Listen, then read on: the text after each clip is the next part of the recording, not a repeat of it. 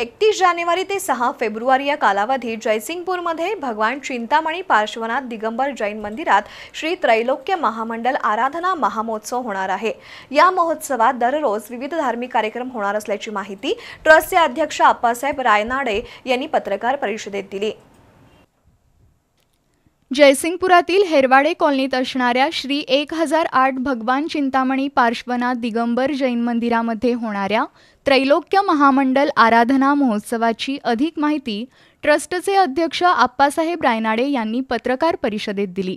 हा महोत्सव परमपूज्य गणधराचार्य कुंतुसागरजी महाराज, समंत भद्र नंदीजी महाराज, प्रभाचंद्र नंदीजी महाराज, शांती नंदीजी महाराज यांच्या सानिध्यात होणार आहे।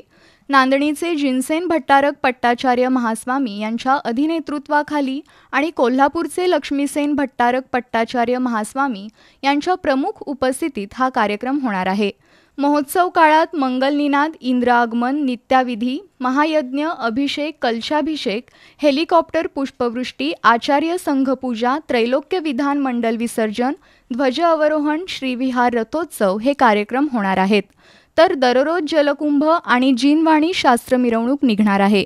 सर्व श्रावक श्राविकांनी या मंगलमय कार्यक्रमात सहभागी व्हावं असं आवाहन भगवान चिंतामणी पार्श्वनाथ दिगंबर जैन मंदिर कमिटीमार्फत करण्यात आलं। पत्रकार बैठकीला आप्पासाहेब रायनाडे, धनपाल बेळंकी, अनिल बाळगणे यांच्यासह यजमान सवालधारक उपस्थित होते।